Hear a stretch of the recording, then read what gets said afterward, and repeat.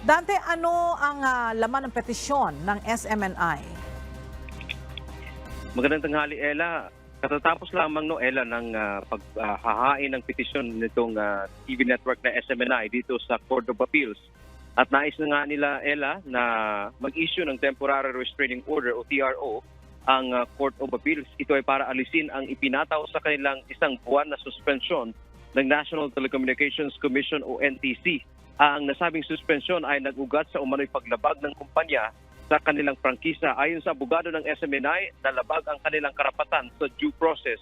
Hindi umano sila nabigyan ng pagkakataon na sumagot o magpaliwanag at magsumite ng ebidensya dahil sabay na inilabas ng NTC ang show cause order at gayon din ang suspension order laban sa kanila.